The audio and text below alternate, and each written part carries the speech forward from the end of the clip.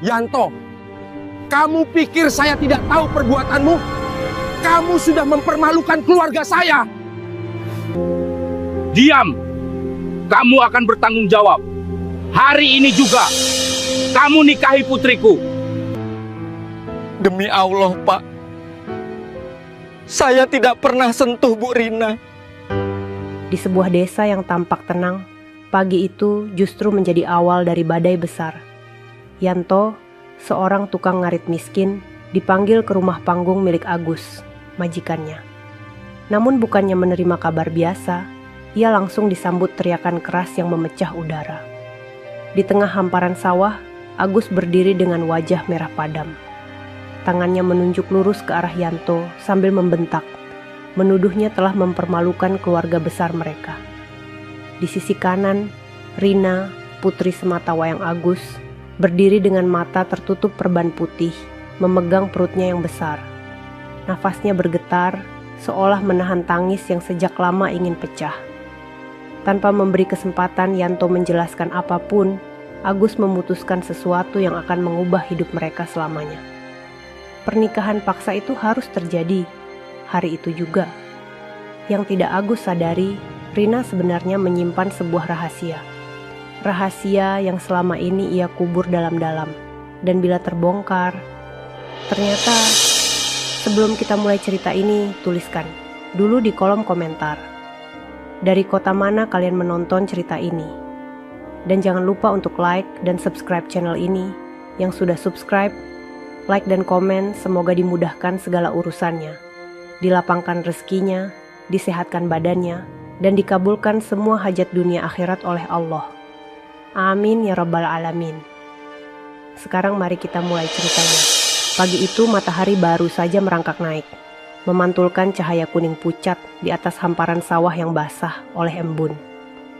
Udara masih lumayan sejuk, tetapi dada Yanto terasa panas sejak subuh.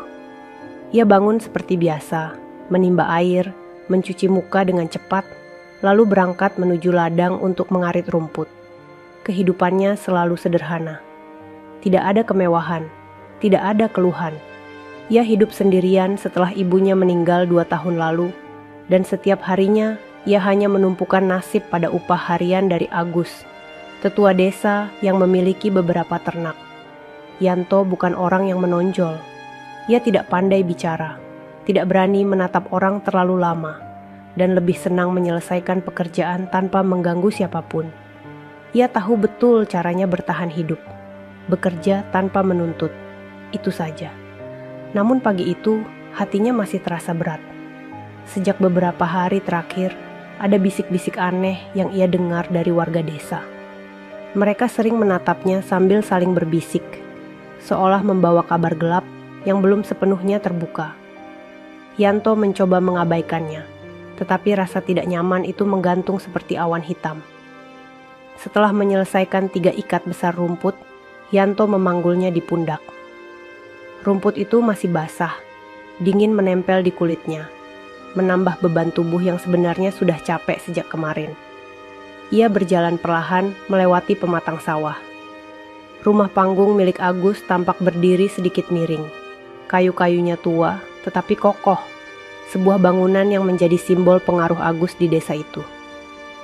Saat ia mendekat, Yanto tiba-tiba menyadari sesuatu yang tidak biasa. Di depan rumah itu banyak orang berdiri. Mereka tidak sedang ngobrol santai seperti biasa. Mereka mengelilingi halaman dengan wajah serius, seperti sedang menunggu sesuatu. Yanto berhenti sebentar, mencoba memahami pemandangan itu. Perasaan tidak enak di hatinya makin mengental. Yanto, suara keras itu memotong pikirannya. Agus berdiri di tengah kerumunan, mengenakan batik kecoklatan dan peci hitam. Matanya menyala seperti bara. Tidak ada senyum, tidak ada sapaan. Hanya kemarahan yang terasa menampar dari jarak jauh. Yanto refleks menunduk. Iya, Pak. Kesini kamu, bentak Agus. Kerumunan memberi jalan. Yanto melangkah maju dengan hati berdegup keras. Setiap langkah seperti menyusup ke dalam lubang gelap yang ia tak tahu ujungnya. Ia masih memanggul rumput di pundak. tetapi rasanya beban itu berubah menjadi batu besar yang menghimpit tulang belakangnya. Saat jarak tinggal 2 meter, Agus tiba-tiba mengacungkan jari telunjuknya tepat ke wajah Yanto. "Kamu pikir saya tidak tahu?" Suaranya bergemuruh. "Kamu kira kamu bisa sembunyi di balik wajah miskinmu itu?" Yanto tergagap. Saya... Ada apa, Pak?" Suara gemuruh dari kerumunan langsung muncul. Ada yang berbisik, ada yang menggelengkan kepala. Yanto merasakan darahnya surut dari wajah. Agus maju 1 langkah lagi. "Kamu yang bikin anak saya hamil. Kamu yang bikin keluarga saya dipermalukan." Kata-kata itu menghantam Yanto seperti palu logam. Rumput di pundaknya hampir jatuh. Napasnya tercekat. Ia bahkan tidak yakin telinganya tidak berkhianat. "Apa? Pak, saya nggak..." Yanto mundur setengah langkah. Suara seraknya bergetar. "Diam!" Suara Agus kembali meledak. Kerumunan mendekat. Sorot mata mereka tajam, penuh penilaian. Dalam hitungan detik, Yanto merasa seluruh tubuhnya terhisap ke dalam lubang rasa malu yang bukan miliknya. Dari belakang Agus, seseorang bergerak. Yanto melihat seorang perempuan berdiri sambil memegang perut besarnya. Perban putih melilit matanya rapat, menutupi seluruh penglihatannya. Dia adalah Rina, putri semata wayang Agus, perempuan yang jarang keluar rumah sejak mengalami gangguan penglihatan beberapa bulan lalu. Kehamilannya yang besar membuatnya tampak rapuh, tetapi ekspresi wajahnya sulit dibaca, karena perban itu menyembunyikan segalanya. Yanto terpaku. Bu Rina." Rina tidak menjawab. Ia hanya menunduk, jemarinya menggenggam perutnya yang membulat.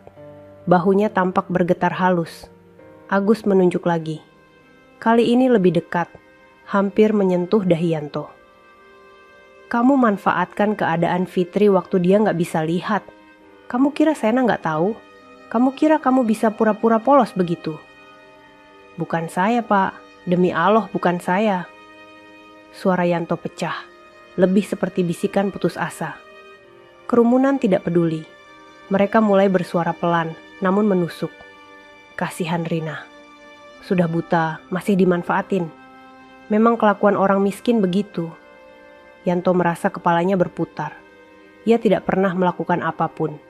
Ia bahkan jarang melihat Rina kecuali saat mengantar rumput. Semua tuduhan itu seperti mimpi buruk yang tidak masuk akal. Agus menarik napas panjang, seolah menahan amarah yang lebih besar lagi. "Mulai hari ini, kamu harus bertanggung jawab. Kamu akan menikahi Rina. Hari ini juga." Yanto sontak jatuh berlutut. Rumput di punggungnya jatuh berserakan di tanah. "Pak, jangan ngomong begitu. Saya beneran nggak tahu apa-apa." Agus tidak peduli. Ia memaksa Yanto menunduk lebih dalam dengan dorongan keras di bahunya. "Kamu mau nama baik keluarga saya hancur? Kamu mau anak saya melahirkan tanpa suami? Kamu pikir kamu bisa lari dari ini?" Dorongan itu membuat lutut Yanto menancap dalam di lumpur sawah. Celananya basah, tetapi tubuhnya terasa jauh lebih kotor oleh tuduhan yang tidak bisa ia bersihkan. Rina berdiri diam di samping mereka. Meski matanya tertutup, ekspresi wajahnya seolah menyimpan sesuatu.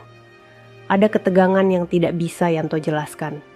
Ia seperti ingin bicara, namun menahannya mati-matian. Waktu seperti membeku. Angin berhenti berhembus. Kerumunan tidak berkedip. Dan Yanto, seorang pemuda sederhana yang hidup hanya dengan secuil keyakinan, kini ditindih oleh keputusan yang bukan hanya menenggelamkannya, tetapi juga mengikat seluruh masa depannya pada seseorang yang tidak ia sentuh, tidak ia sakiti, dan bahkan tidak ia pahami. Agus kembali membuka mulut, kali ini dengan suara lebih rendah, tetapi jauh lebih menusuk. "Kamu bukan cuma menikahi anak saya. Kamu menikahi aib yang kamu buat sendiri. Kamu yang pilih jalan ini ya Yanto." Kalimat itu seperti palu terakhir yang menghancurkan pondasi hidup Yanto. Ia tidak bisa melawan. Tidak ada yang berpihak padanya. Tidak ada satupun suara yang membela. Dengan tangan gemetar, Yanto hanya mampu meremas tanah sawah yang dingin.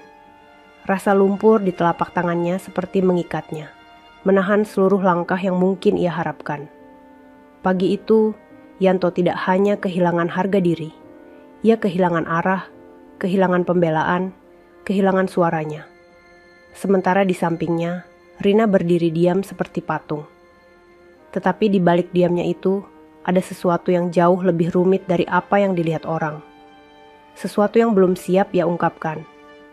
Sesuatu yang selama ini ia sembunyikan rapat-rapat, bahkan dari ayahnya sendiri.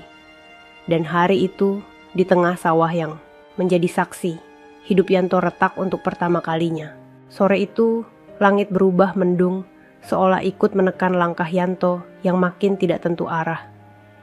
Setelah keributan di sawah tadi, Yanto digiring ke rumah panggung milik Agus. Tidak ada kesempatan untuk menenangkan diri, tidak ada ruang untuk menjelaskan. Semua keputusan seakan sudah dibentuk oleh satu suara saja, suara kemarahan Agus. Di halaman rumah, beberapa ibu-ibu sudah mulai menyiapkan kain putih dan perlengkapan sederhana untuk akad. Tidak ada senyum, tidak ada suasana bahagia. Semua terasa kaku dan dipenuhi tekanan yang menggulung seperti ombak. Yanto berdiri di beranda, tubuhnya masih menggigil. Kaosnya yang basah oleh keringat dan lumpur membuatnya tampak makin terpuruk.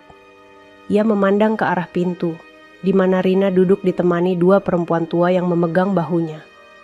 Perban putih masih melilit kedua matanya, membuat wajahnya sulit ditebak apakah ia sedih, pasrah, atau justru menyembunyikan sesuatu. "Cepat ganti baju. Kamu mau akad pakai baju kotor begitu?" bentak Agus dari belakang. Yanto hanya mengangguk. Ia mengambil baju pinjaman dari salah satu warga. Ketika mengenakannya, tangannya bergetar.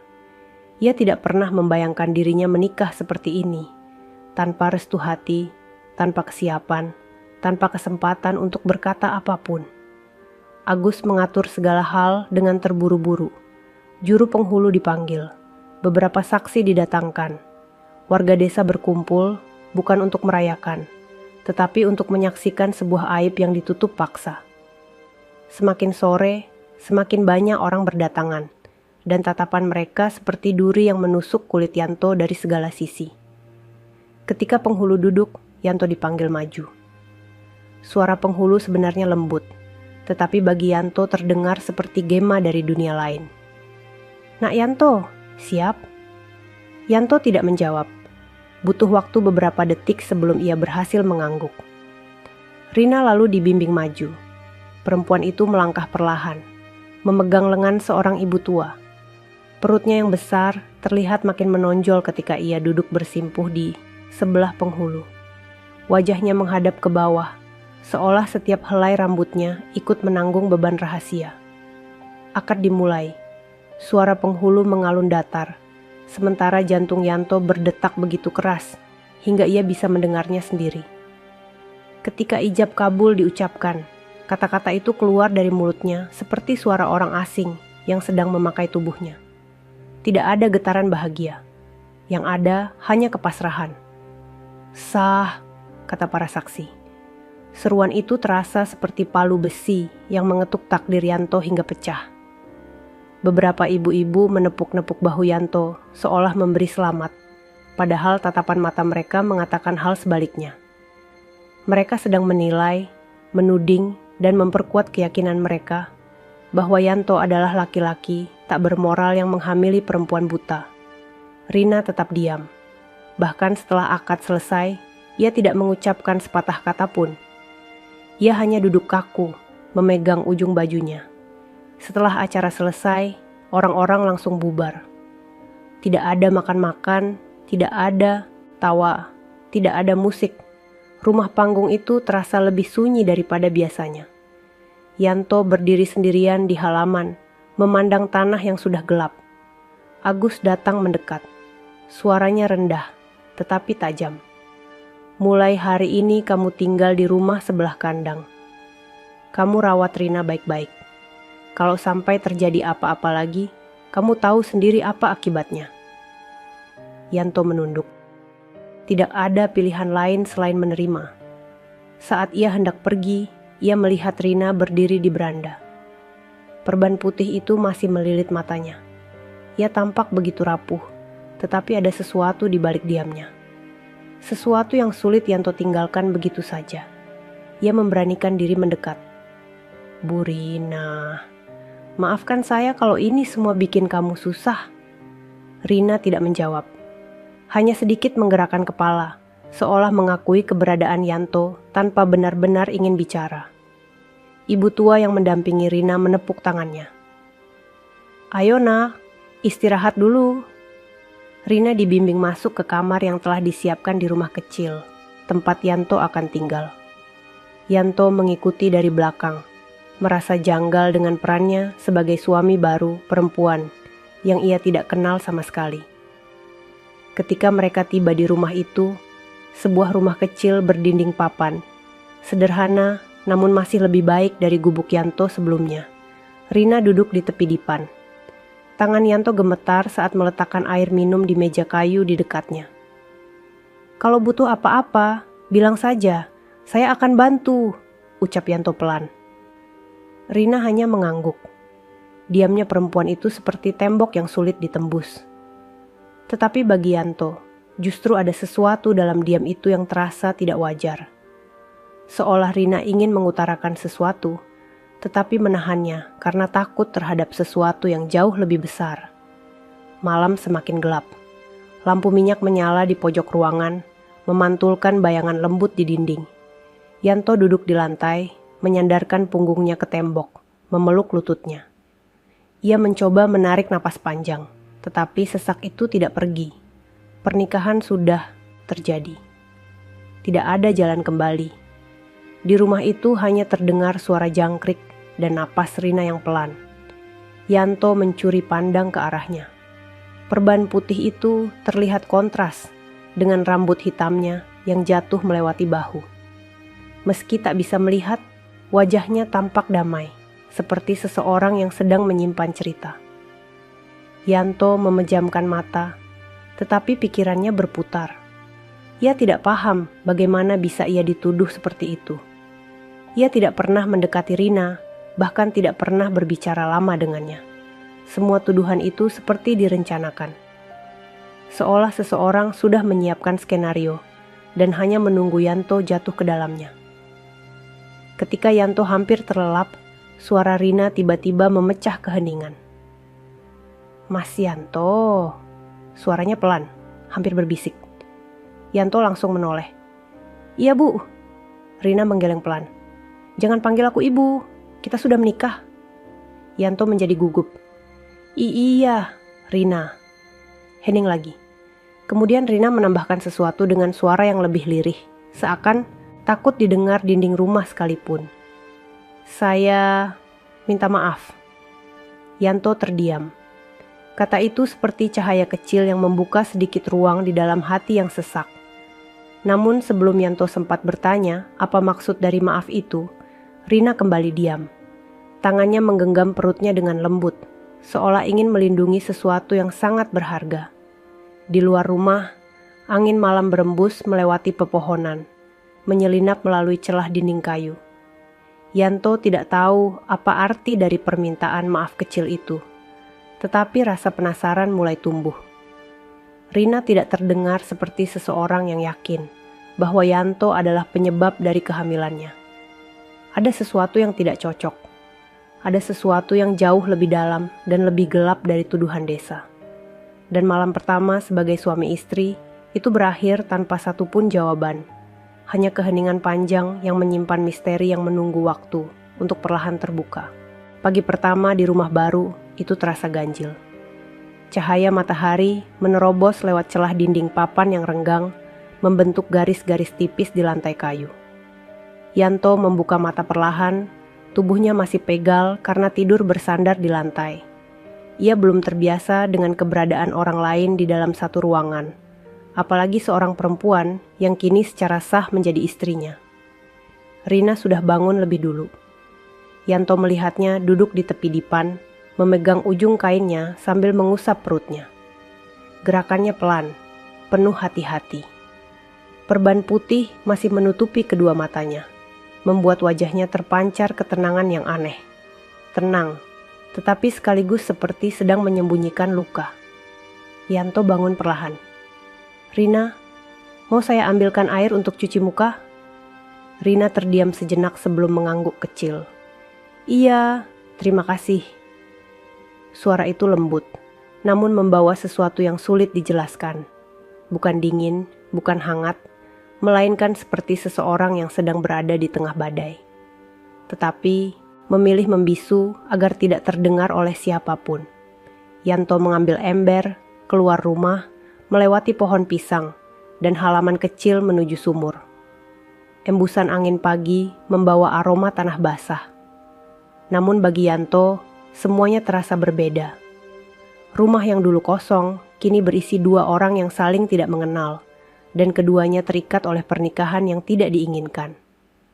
Saat kembali dengan ember berisi air segar, Yanto melihat Rina berdiri sambil meraba dinding rumah.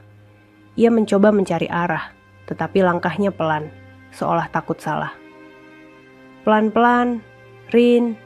Sini, pegangan," ucap Yanto sambil mendekat. Rina meraih lengannya. Sentuhan itu ringan, tetapi cukup untuk membuat Yanto sadar bahwa kini ia bertanggung jawab atas keselamatan perempuan itu. Ia membantu Rina mencuci muka dengan hati-hati, memastikan air tidak masuk ke perban matanya. Ketika selesai, Rina berkata pelan, "Terima kasih, Mas Yanto." Itu pertama kalinya ia memanggil Yanto dengan sapaan suami. Ada kehangatan kecil di sana, seperti serpihan cahaya di ruangan gelap. Namun belum sempat Yanto menanggapi, langkah kaki terdengar dari luar. Agus muncul di pintu dengan wajah yang tetap tegang. Tanpa salam, tanpa senyum, hanya tatapan mengawasi. "Bagaimana keadaan Rina?" Suaranya tajam. "Bebaik, Pak," jawab Yanto gugup. Rina berdiri diam di belakang Yanto, kedua tangannya menggenggam kain bajunya. Agus menatap ruangan kecil itu. Dipan sederhana, meja bambu, lampu minyak, dan beberapa peralatan dapur seadanya. Ia tampak tidak suka melihat anaknya tinggal di tempat sesederhana itu. Namun ia tidak punya pilihan lain. Ia yang memaksa pernikahan ini, dan ia pula yang menempatkan mereka di rumah kecil ini. "Hari ini saya ada urusan ke balai desa," kata Agus sambil melirik Rina. "Kalau ada apa-apa, panggil tetangga. Jangan macam-macam." Yanto mengangguk cepat. Agus pergi tanpa menoleh lagi. Begitu suara langkah ayahnya hilang, Rina duduk di kursi bambu, memijit pelipisnya. Yanto memperhatikannya dengan cemas. "Rin, kalau kamu capek, istirahat saja." Rina menggeleng. "Saya tidak apa-apa." Namun suaranya terasa berbeda. Ada ketegangan yang belum muncul sebelumnya. Hari berjalan pelan. Yanto melakukan pekerjaan rumah yang bisa ia kerjakan. Menyapu lantai, mengambil kayu bakar, membersihkan halaman kecil. Rina lebih banyak duduk sambil meraba perutnya, seolah sedang mengajak bayinya bicara tanpa suara. Beberapa kali Yanto mencuri pandang. Ada sesuatu dalam cara Rina bernapas, cara ia meraba perut, cara ia mengatur posisi duduk. Semuanya seperti menunjukkan bahwa ia tidak hidup sepenuhnya dalam ketakutan, tetapi juga tidak sepenuhnya pasrah. Rina tampak seperti seseorang yang sedang berjaga, mengamati, mendengarkan sesuatu yang tidak dilihat orang lain. Menjelang siang, Rina akhirnya bicara. "Mas Yanto." Yanto segera menoleh. "Iya, hari ini, bolehkah saya duduk di luar sebentar? Saya ingin merasakan angin." Yanto langsung mengiyakan. Ia membimbing Rina pelan ke beranda. Mereka duduk berdua di kursi bambu. Angin membawa aroma tanah dan suara daun pisang yang saling bergesekan. Untuk pertama kalinya sejak akad, suasana terasa sedikit lebih tenang. Namun ketenangan itu tidak bertahan lama. Beberapa tetangga mulai melintas, dan seperti sudah menjadi kebiasaan baru, mereka melirik Rina dan Yanto dengan tatapan samar. Ada kasihan, ada penilaian, dan ada rasa ingin tahu yang tidak bisa dibendung. Rina menunduk dalam-dalam, sementara Yanto mengusap tengkuknya dengan gelisah. Setelah sejumlah waktu, Rina berkata pelan, "Mas Yanto, mereka semua percaya kalau Mas yang melakukan semua ini kepada saya?" Yanto menelan ludah, dadanya menegang. "Iya, sepertinya begitu." Rina mengangguk pelan. Tangannya meremas kain bajunya, dan wajahnya yang tertutup perban tampak dipenuhi beban berat yang tidak terlihat oleh mata. "Mas," Rina melanjutkan. Suara lirih itu seperti hampir patah. "Saya tahu, Mas bukan pelakunya." Yanto terkejut. "Rina, saya tahu Mas tidak pernah menyentuh saya," lanjut Rina lebih pelan. Kata-kata itu mengalir seperti air yang menetes di tanah kering. Yanto merasakan dadanya sesak, bukan karena sakit, tetapi karena kelegaan yang sudah lama ia tunggu. Namun kebahagiaan itu hanya sekejap, karena setelah itu Rina menunduk semakin dalam, seolah takut dengan apa yang baru saja ia katakan. Yanto ingin bertanya lebih jauh, tetapi ia menahan diri. Ia melihat bahu Rina gemetar halus, seakan ia baru saja menembus batas yang selama ini tidak boleh ia sentuh. Sore hari, setelah Rina tidur, Yanto duduk di luar rumah sambil memandangi sawah dari kejauhan. Awan merah merayap di langit. Semua yang terjadi terasa seperti mimpi yang tidak bisa ia kendalikan. Ia kini suami dari perempuan yang bahkan tidak bisa melihat. Ia dijadikan kambing hitam. Seluruh desa menilainya sebagai laki-laki yang merusak kehormatan perempuan. Namun satu-satunya orang yang tahu kebenaran justru adalah orang yang paling disembunyikan oleh ayahnya. Ketika malam turun, Yanto masuk ke rumah. Rina sudah bangun dan duduk sambil memeluk lutut. Lampu minyak di sampingnya membuat bayangan wajahnya tampak lembut dan rapuh. "Rina," panggil Yanto perlahan. Rina mengangkat sedikit wajahnya.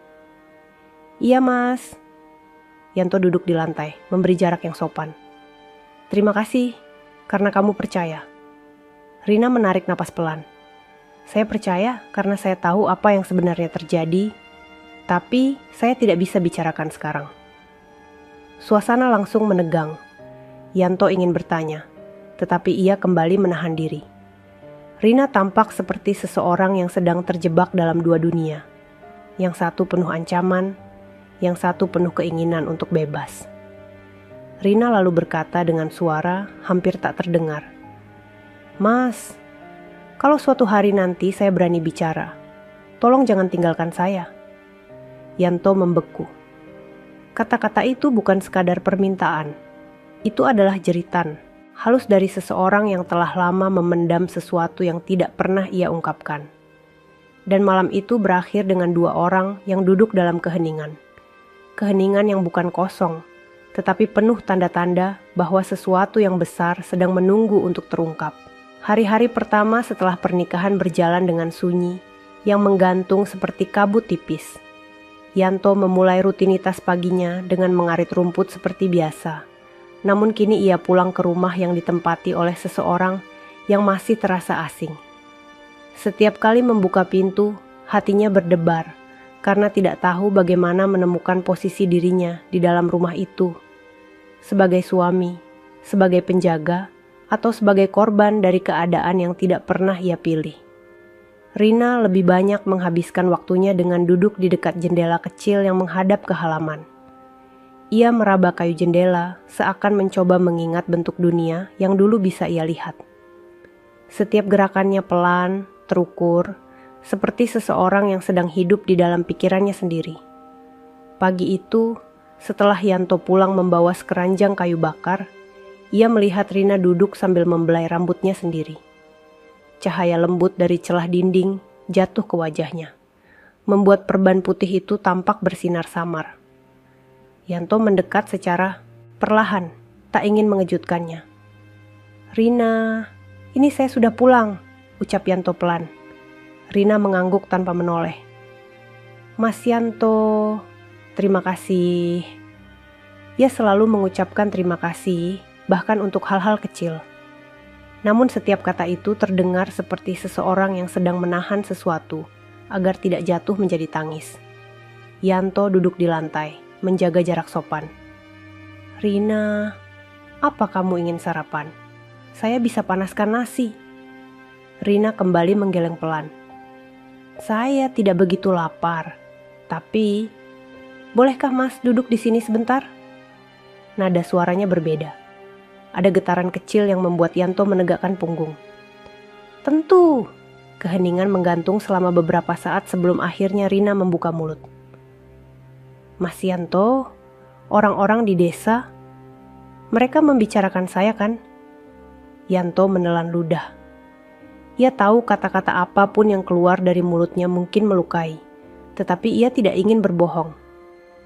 Iya Rin, mereka bilang macam-macam. Rina meremas ujung bajunya kuat-kuat. Mereka pikir saya perempuan hina yang tidak bisa menjaga diri. Padahal saya... Ia berhenti. Napasnya terseret halus, seperti menahan rasa sakit. Yanto perlahan berkata, Rina, kamu tidak perlu bicara kalau kamu belum siap. Namun Rina menggeleng halus. Saya harus bicara suatu saat, tapi tidak sekarang. Ia menunduk makin dalam. Dan dalam keheningan itu, Yanto merasakan sesuatu yang selama ini tidak ia pahami. Rina bukan hanya korban rumor, ia korban dari sesuatu yang lebih besar dan lebih berat. Sesuatu yang bahkan membuat seorang perempuan buta memilih diam daripada membela dirinya sendiri. Siang hari, setelah Rina beristirahat, Yanto keluar sebentar ke sawah untuk mengambil rumput tambahan. Di jalan, dua tetangga tua berpapasan dengannya. Sabar ya Yanto, kata salah satu. Rina itu anak baik, tapi ya gitu, namanya musibah. Kasihan kamu Tan, tapi mau bagaimana lagi, sudah terlanjur. Mereka berbicara seolah Yanto memang bersalah. Seolah ia benar-benar telah melakukan sesuatu yang terlarang. Tidak ada ruang bagi penjelasan. Tidak ada waktu untuk kebenaran. Yanto hanya menunduk dan meneruskan langkahnya. Namun kata-kata itu terbawa sampai malam. Ia duduk di beranda rumah kecil itu, menatap sawah yang mulai ditelan gelap. Rina duduk di dalam rumah, tangannya meraba dinding pelan-pelan, seperti mencari sesuatu yang hilang. Saat Yanto kembali masuk, ia melihat Rina berdiri sambil memegang kursi, seolah sedang mencari arah. Rin, mau duduk di sini? Tanya Yanto kemudian menuntunnya. Rina mengikuti dengan langkah kecil. Setelah duduk, ia menarik napas panjang. Mas Yanto, saya ingin cerita sesuatu. Yanto terdiam, memberi ruang. Namun Rina tiba-tiba menggenggam perutnya dengan kuat. Wajahnya menegang. Ada apa? Perutnya sakit? Yanto mendekat panik. Rina menggeleng sambil memejamkan mata. Tidak, hanya saya takut. Kata itu membuat Yanto membeku. Takut apa? Rin? Air mata perlahan turun dari balik perban yang menutupi matanya. Takut kalau saya cerita semuanya, Mas Yanto juga akan membenci saya. Yanto menggeleng cepat. Rina, saya tidak akan benci kamu. Saya tahu kamu bukan perempuan buruk. Rina menggigit bibir, suaranya bergetar. Mas tidak tahu apa-apa. Saya bukan orang sebaik yang Mas pikir. Yanto duduk di sampingnya, menjaga jarak tetapi dekat cukup agar suaranya terdengar lembut. Rina, apapun yang terjadi, saya di sini bukan untuk menghakimi. Rina mengusap air matanya perlahan. Mas, saya tidak buta sepenuhnya. Yanto tersentak, tetapi tidak bersuara. Rina melanjutkan, suaranya bergetar namun tegas. Perban ini bukan untuk pengobatan. Ayah saya yang memaksa saya memakainya. Dada Yanto seperti diremas. Kenapa? Rina menarik napas panjang sebelum menjawab. Karena kalau orang tahu saya masih bisa melihat sedikit, mereka akan tahu saya sebenarnya bisa mengenali wajah orang yang membuat saya hamil. Yanto tertegun, napasnya tertahan. Rina menambahkannya dalam bisikan nyaris hilang. Ayah saya takut saya bicara. Kalimat itu membuat ruangan seperti membeku. Lampu minyak bergetar kecil, bayangannya menari di dinding. Yanto merasa udara di dadanya hilang. Untuk pertama kalinya sejak pernikahan itu, ia menyadari bahwa dirinya bukan hanya korban tuduhan. Ia adalah bagian dari kebohongan besar yang didirikan untuk menutup sesuatu. Rina menutup wajahnya dengan kedua tangan. Mas, saya tidak tahu harus bagaimana. Saya ingin bicara, tapi saya takut ayah akan melakukan sesuatu pada saya. Atau pada Mas. Yanto menghela napas pelan, mencoba menenangkan dirinya sendiri. Ia ingin mengusap punggung Rina, tetapi ia tidak berani menyentuh tanpa izin. Ia hanya berkata lirih, "Rina, kamu tidak sendiri. Saya tidak akan pergi." Rina terisak kecil. Tangis itu bukan sekadar kesedihan, tetapi juga kelegaan yang selama ini terkunci. Namun setelah itu, Rina tiba-tiba kembali diam. Ia seperti menarik diri ke dalam cangkangnya lagi, seolah ia baru menyadari bahwa setiap kata yang keluar dari mulutnya bisa membawa bahaya. Yanto merasakan getaran ketakutan itu. Keheningan kembali menguasai ruangan, tetapi bukan keheningan yang kosong. Ini adalah keheningan yang penuh rahasia, penuh luka, penuh sesuatu yang belum terungkap. Dan di dalam keheningan itu, Rina duduk tersipu menahan tangis, sementara Yanto duduk di sampingnya. Tidak tahu apa yang akan terjadi, tetapi tahu satu hal pasti. Sejak saat itu, hidupnya tidak lagi berada di tangannya sendiri. Malam itu, hujan turun tipis di luar rumah kecil mereka, menghasilkan suara lembut yang mengetuk atap seng seperti bisikan yang ingin menyampaikan sesuatu. Yanto duduk di tepi dipan sambil meremas tangan sendiri. Sejak pengakuan Rina tadi, pikirannya tidak pernah berhenti berputar. Rina duduk bersandar pada bantal, tangannya mengusap perutnya perlahan. Entah karena letih atau karena suara hujan, perempuan itu tampak sedikit lebih tenang. Namun Yanto menangkap keanehan lain. Sejak ia mengaku tidak buta sepenuhnya, Rina lebih sering menunduk dan menghindari gelagat yang menunjukkan bahwa ia bisa melihat sedikit cahaya. "Mas Yanto, maaf sudah membuat Mas bingung," bisik Rina tiba-tiba. Yanto menoleh. "Tidak apa-apa, Rin. Saya hanya ingin kamu aman." Rina mengangguk kecil, namun wajahnya menegang lagi. "Ayah saya. Dia selalu bilang kalau saya harus diam. Kalau saya berani bicara, semuanya akan hancur." Nada suara itu membuat Yanto merinding. "Kenapa harus hancur?" Rina membuka mulut, lalu menutupnya lagi. Ia seperti orang yang berdiri di tepi jurang, ingin melangkah tetapi takut jatuh. "Ada hal yang tidak boleh saya katakan, Mas. Belum sekarang." Keheningan tipis kembali mengisi ruangan. Lampu minyak bergetar oleh angin kecil yang masuk dari sela dinding, membuat bayangan Rina tampak goyah di dinding. Setelah beberapa saat, Rina berkata lagi, "Mas, hari itu, waktu ayah menuduh Mas, saya ingin bicara. Saya ingin bilang kalau Mas bukan pelakunya, tapi saya tidak berani." "Kenapa tidak?" Suara Yanto pelan, hampir memohon. Rina memeluk perutnya lebih erat. "Saya takut ayah marah, dan takut ayah akan menyakiti orang yang sebenarnya bertanggung jawab." Pernyataan itu membuat perut Yanto serasa diikat tali kencang. "Jadi kamu tahu siapa sebenarnya?" Rina tidak menjawab, namun diamnya sudah menjadi jawaban. Yanto mengusap wajahnya. Ia ingin mendesak, ingin tahu semuanya, ingin membebaskan diri dan Rina dari kebohongan itu. Namun ia melihat Rina gemetar dan ia menahan diri. Perempuan itu rapuh dan kebenaran yang ia simpan jelas jauh lebih berat daripada ketakutan Yanto. Beberapa jam kemudian Rina tertidur. Nafasnya pelan, tetapi raut wajahnya tidak sepenuhnya damai. Yanto duduk di kursi bambu, memandanginya. Ia bertanya-tanya kehidupan seperti apa yang dijalani Rina sebelum ini. Apa yang disembunyikan perban putih itu? Apa yang membuat seorang ayah begitu putus asa, sampai harus menikahkan anaknya dengan orang yang tidak bersalah? Ketika hujan mereda, langkah kaki terdengar dari luar. Yanto langsung berdiri dan mengintip lewat celah papan. Sosok Agus berjalan di halaman, memeriksa keadaan rumah. Wajahnya tegang seperti tadi siang. Yanto cepat-cepat menjauh dari jendela. Pintu diketuk keras.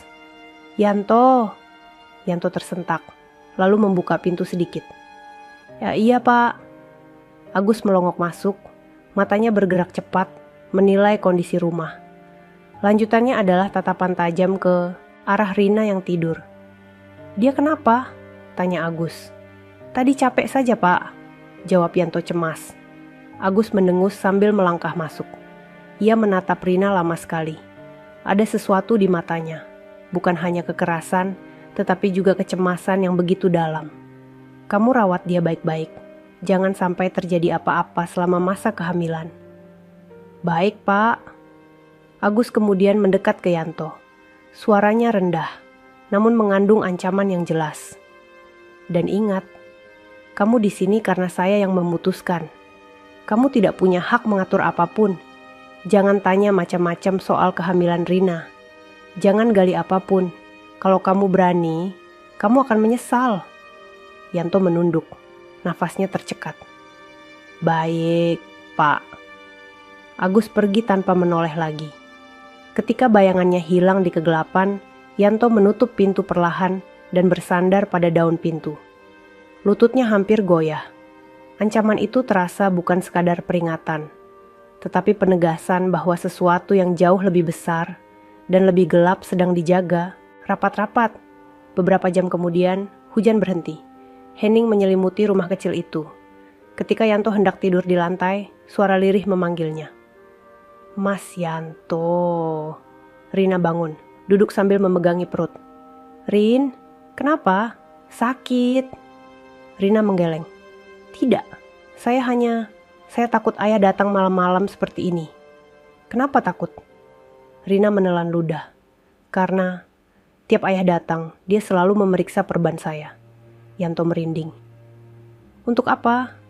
Untuk memastikan saya tidak melepasnya. Suasana di ruangan berubah. Lampu minyak tampak berkedip, bayangannya pecah di dinding. Rina melanjutkan, suaranya bergetar seperti seseorang yang menahan rasa trauma. Ayah ingin semua orang percaya saya tidak bisa melihat apapun. Padahal, saya masih bisa melihat bayangan, cahaya, dan sedikit warna. Kalau saya membuka perban, orang-orang akan tahu saya mengenali wajah orang yang melakukan ini pada saya. Dan ayahmu tidak ingin orang tahu? Rina mengangguk kecil. Ayah saya bilang, kalau saya bicara, keluarga kami akan hancur. Yanto memijit keningnya. Rina, apa yang kamu alami sampai harus ditutup seperti itu? Rina tidak menjawab. Namun wajahnya mengeras sejenak, seperti ia sedang mengingat sesuatu yang sangat menyakitkan. Setelah beberapa saat yang panjang, Rina berkata pelan, Mas Yanto, ada banyak hal yang Mas belum tahu tentang ayah saya. Suara itu seperti sebuah pintu yang mulai terbuka sedikit. Saya ingin cerita semuanya, tapi Mas harus janji dulu. Janji apa? Janji Mas tidak akan pergi meski apa yang saya ceritakan nanti bisa membuat Mas takut. Yanto menahan napas. Ia memandang wajah Rina yang tertutup perban. Namun dari getaran suaranya, ia tahu perempuan itu sedang memanggil seluruh keberaniannya. Rina, jawab Yanto akhirnya. Saya tidak akan pergi. Rina mengusap perutnya lagi, seolah mencari keberanian dari bayi yang sedang ia kandung. Baik, kalau begitu, besok malam saya akan mulai cerita. Semua yang terjadi. Yanto mengangguk. Ia tidak memaksa Rina berbicara malam itu. Ia tahu perempuan itu sudah membawa beban terlalu besar. Ia juga tahu jawaban yang ia tunggu selama ini sudah berada di ambang pintu. Tinggal menunggu waktu untuk terbuka. Malam itu Yanto duduk lama, memandangi Rina yang akhirnya tertidur kembali dengan gelisah. Hatinya penuh tanda tanya, tetapi juga penuh firasat bahwa apa yang akan ia dengar esok malam bukanlah sesuatu yang mudah diterima. Di luar rumah, hujan mulai turun lagi, lebih pelan, lebih lirih. Seolah dunia sedang bersiap menonton sebuah rahasia gelap yang mulai merembes keluar perlahan. Pagi berikutnya datang dengan udara yang lebih dingin dari biasanya. Kabut tipis menggantung di pinggir sawah, dan embun menempel di daun-daun pisang seperti butiran kaca kecil. Yanto bangun lebih awal, duduk di lantai sambil memperhatikan Rina yang masih terlelap. Nafas Rina pelan, tetapi wajahnya tampak gelisah, seolah mimpi buruk semalam masih membayanginya. Yanto menatap perban putih itu. Kata-kata Rina malam sebelumnya terus terngiang. Saya tidak buta sepenuhnya. Ayah tidak mau orang tahu saya bisa mengenali wajah pelakunya. Sesuatu yang gelap berputar di benak Yanto. Bukan karena takut pada kebenaran, tetapi karena semakin jelas bahwa ia terjebak di tengah kebohongan yang disusun dengan hati-hati. Setelah menyiapkan air panas, Yanto pelan membangunkan Rina. "Rina, sarapan dulu ya?"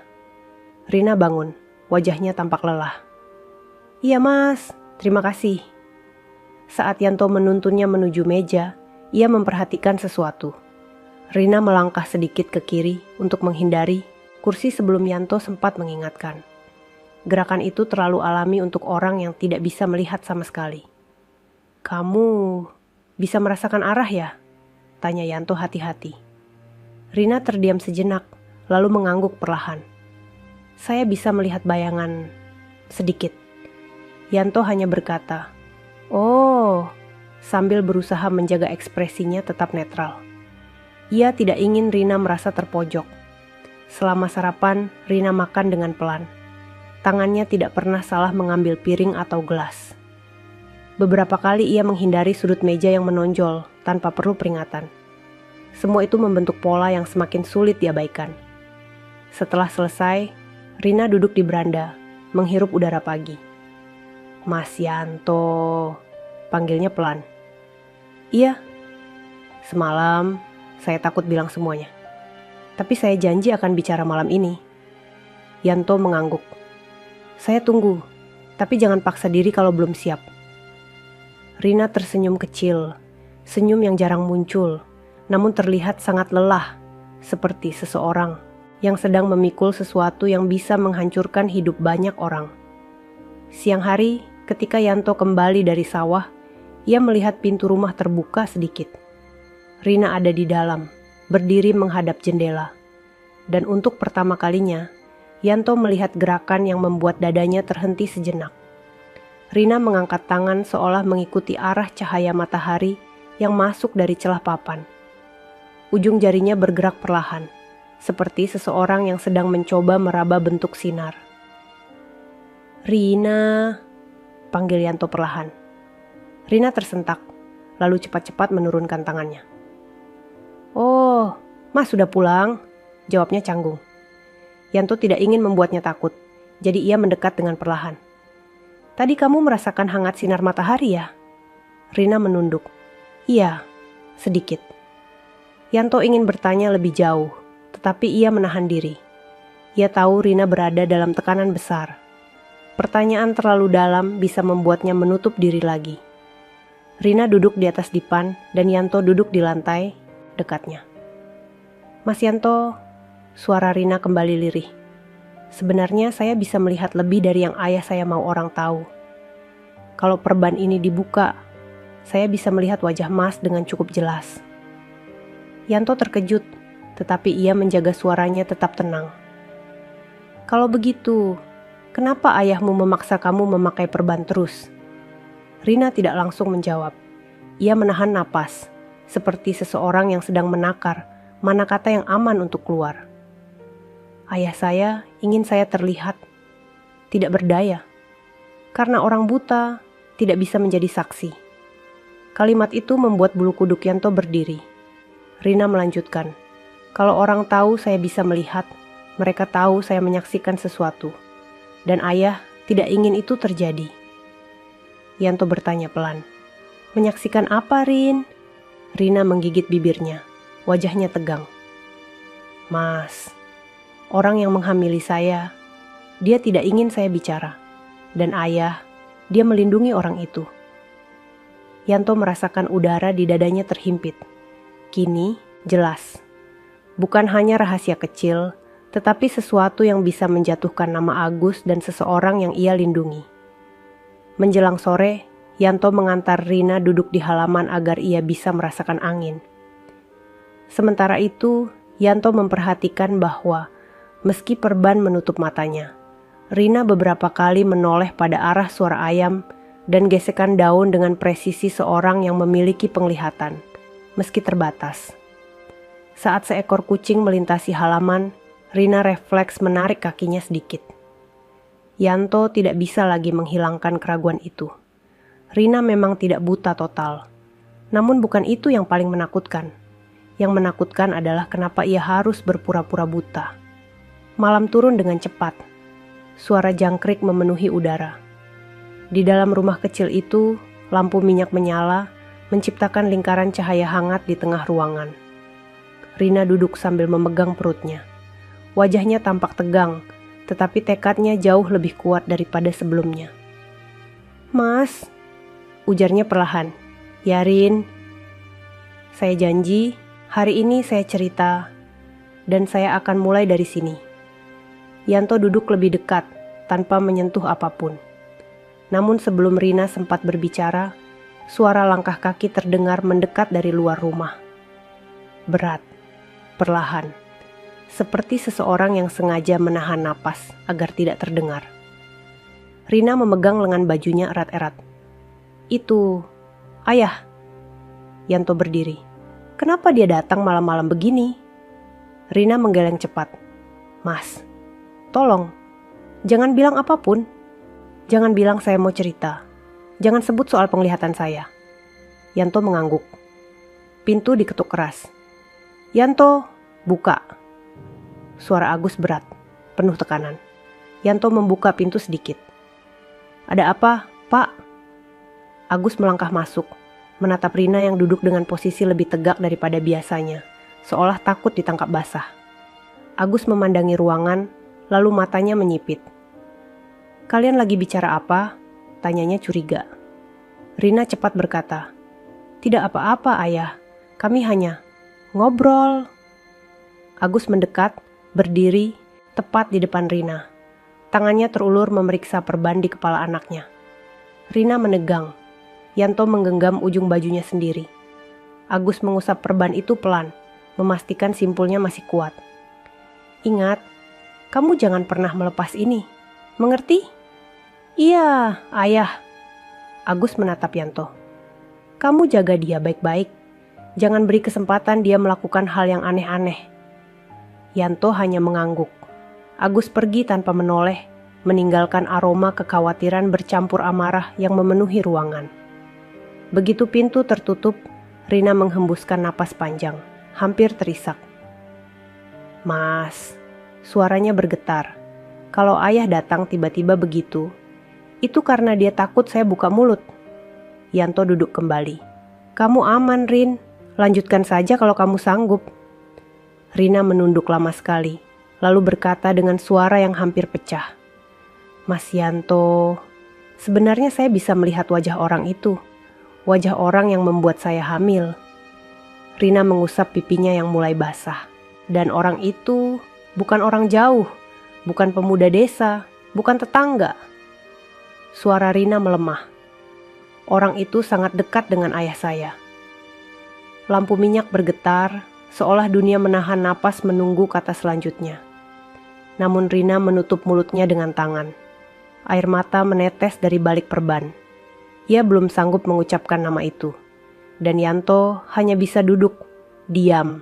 Karena untuk pertama kalinya, ia mengerti bahwa rahasia yang disembunyikan Rina bukan hanya membahayakan dirinya, tetapi juga sesuatu yang bisa membuat hidup mereka berdua berubah selamanya. Keesokan paginya, suasana rumah terasa jauh lebih berat dari biasanya. Bahkan sebelum ayam berkokok, Yanto sudah terbangun, memikirkan wajah Rina yang malam sebelumnya menangis dalam diam. Perkataan Rina terus terngiang. "Orang itu sangat dekat dengan ayah saya." Itu bukan kalimat biasa. Itu adalah pintu menuju sesuatu yang lebih gelap dari yang pernah dibayangkan Yanto. Ia duduk lama di tepi dipan, memandangi perban putih yang melilit kepala Rina. Di balik kain tipis itu, ada mata yang menyimpan kebenaran. Kebenaran yang tidak boleh keluar karena satu alasan. Agus tidak mengizinkannya. Saat Yanto hendak pergi mengarit, suara langkah berat terdengar di halaman. Pintu diketuk keras. "Yanto, keluar." Suara itu, suara yang sudah membuat dadanya terhimpit sejak hari pertama. Yanto membuka pintu perlahan. Agus berdiri di sana dengan wajah lebih keras daripada biasanya. Ada sesuatu dalam tatapannya, bukan hanya kemarahan, tetapi ketakutan yang disamarkan dengan sikap berkuasa. "Kemari," perintah Agus. Yanto menelan ludah dan melangkah mendekat. Agus menatapnya dari atas ke bawah. "Kau kelihatan gugup," kata Agus. "Tidak, Pak. Saya hanya..." "Diam." Agus memotong cepat. Ia melangkah masuk rumah tanpa diundang. Rina duduk bersandar di dekat dinding. Saat mendengar langkah ayahnya, tubuhnya langsung menegang seperti seseorang yang mendengar suara predator. Agus menghampirinya.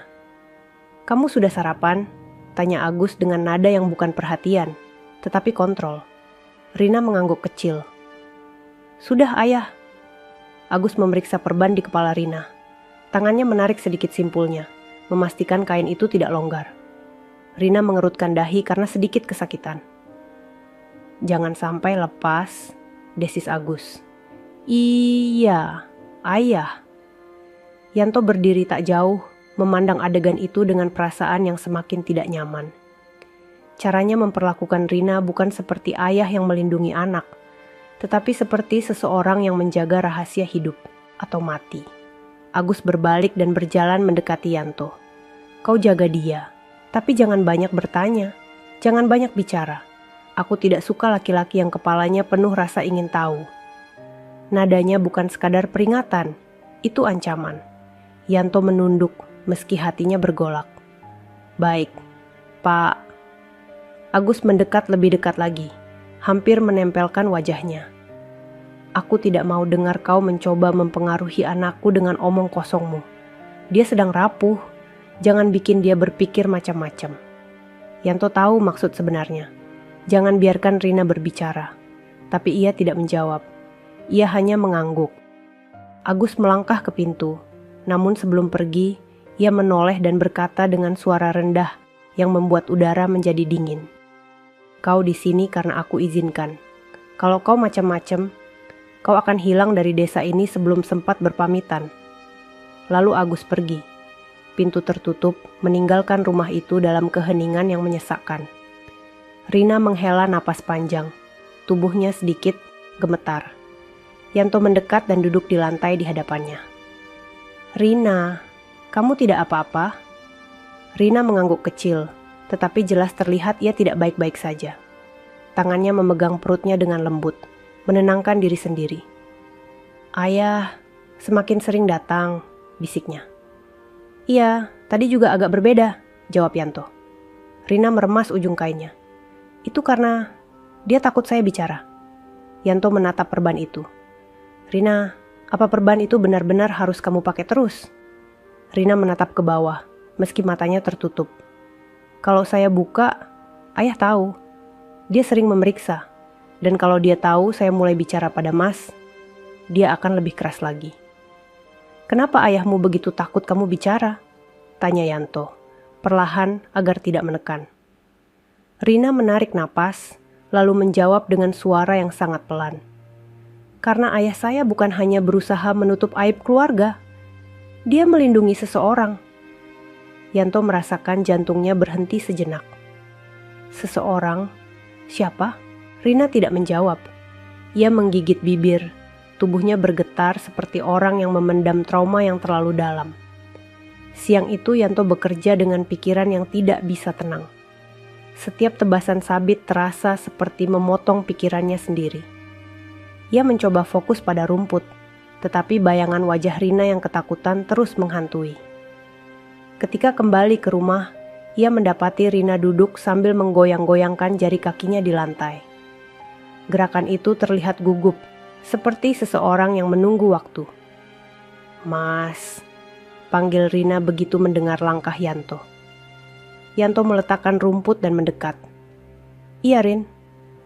Kalau nanti malam ayah datang lagi, Mas jangan tinggalkan saya sendiri." Nada suaranya begitu takut sampai membuat dada Yanto terasa sesak. "Tentu, saya tidak akan pergi." Rina menggenggam tangannya sendiri. Kadang saya dengar ayah berbicara dengan seseorang di luar rumah. Saya tidak tahu siapa, tapi saya tahu suara itu. Mas. Yanto menahan napas. Kamu tahu suara itu? Rina mengangguk pelan. Saya kenal, tapi saya harus yakin dulu sebelum saya cerita. Rina kembali diam, memeluk perutnya. Yanto ingin bertanya, tetapi ia tahu tekanan itu terlalu berat. Jika dipaksa, Rina bisa kembali menutup diri dan tidak pernah bicara lagi. Menjelang malam, suasana desa mulai sepi. Lampu-lampu minyak di rumah-rumah warga menyala satu persatu. Di dalam rumah kecil itu, Yanto duduk dekat pintu sambil menjaga. Rina duduk bersandar pada dinding dengan selimut tipis. Mas, panggil Rina pelan. Ya? Bolehkah saya membuka perban ini sebentar? Yanto terkejut. Kalau kamu siap, boleh. Rina meraba simpulnya dengan hati-hati. Tangannya gemetar. Ia membuka sedikit, sampai tak lebih dari celah tipis. Cahaya lampu minyak masuk. Yanto melihat mata itu, mata yang selama ini tersembunyi. Mata yang lelah, merah, tetapi masih memiliki cahaya tipis kehidupan. Rina mengerjap pelan. Saya bisa melihat, Mas, samar-samar, hanya bentuk dan cahaya. Yanto menahan napas, antara terharu dan sedih melihat apa yang harus ia sembunyikan. Namun tiba-tiba, langkah kaki berat terdengar dari luar lagi. Rina panik, merapatkan perban dengan cepat. Mas, tutup, ayah datang. Ketukan pintu keras menghantam suasana damai. Yanto, buka. Suara itu bukan sekadar panggilan. Suara itu seperti ancaman yang telah menunggu di balik kegelapan. Rina menggenggam tangan Yanto tanpa sadar. Tangannya dingin, tubuhnya gemetar hebat. Dan Yanto berdiri, menatap pintu yang berguncang oleh ketukan. Untuk pertama kalinya, ia merasakan dorongan kuat dalam dirinya. Dorongan untuk melindungi Rina dari apapun yang akan datang. Ketukan pintu terus menghantam seperti palu deras yang ingin merobohkan rumah kecil itu. Yanto berdiri mematung, sementara Rina menggenggam tangannya semakin kuat. Nafas perempuan itu memburu, dan tubuhnya bergetar hebat, seolah sedang menghadapi sesuatu yang lebih menakutkan daripada kegelapan itu sendiri. Yanto, apa kau tuli? Buka pintunya. Suara Agus menggema lagi, kali ini lebih keras. Yanto menelan ludah. Ia menatap Rina yang berusaha menstabilkan perban, agar menutupi seluruh matanya seperti semula. Ayah datang, terlalu cepat, bisik Rina. Suaranya pecah. Yanto memegang bahu Rina pelan. Tenang, saya di sini. Ketukan terakhir terdengar lebih keras dari sebelumnya. Yanto akhirnya membuka pintu sedikit. Agus berdiri di luar, wajahnya gelap seperti langit sebelum badai. Hujan rintik-rintik jatuh di belakangnya, menciptakan bayangan panjang di tanah. Kau lama sekali, bentak Agus sambil menerobos masuk tanpa menunggu izin. Yanto menutup pintu, perlahan, sementara Rina sudah duduk tegak di depan, menyembunyikan kecemasannya di balik diam yang dipaksa. Agus melangkah cepat menuju Rina, menatapnya dari jarak sangat dekat. Kau tidak melepas perbanmu kan? Tanya Agus dengan suara yang tajam namun ditahan. Rina menggeleng kecil. Tidak, ayah. Agus menunduk lebih jauh, memeriksa simpul perban itu dengan teliti. Rina sampai menahan napas saat jari ayahnya menyentuh ujung kain, seolah takut satu helai serat saja jatuh di tempat yang salah. Setelah beberapa detik yang terasa seperti menit panjang, Agus berdiri tegak. Ia berbalik menatap Yanto. Kau jaganya bagaimana? Jangan sampai dia melakukan hal-hal yang tidak perlu, katanya dengan nada menuduh. Yanto menunduk. Saya jaga, Pak. Agus mendekat hingga wajahnya nyaris hanya sejengkal dari wajah Yanto. Tatapannya keras, seperti sedang berusaha membaca isi kepala Yanto. Kalau dia bicara macam-macam padamu, anggap saja itu omong kosong orang hamil. Jangan dengarkan. Bukan hanya ancaman terselubung.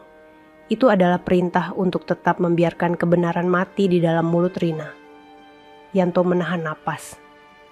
Agus berbalik ke arah pintu. Namun sebelum keluar, ia menatap Rina sekali lagi dan berkata, "Ingat, kita hanya punya keluarga ini. Jangan lupa siapa yang selalu menjaga hidupmu." Rina menunduk tanpa suara.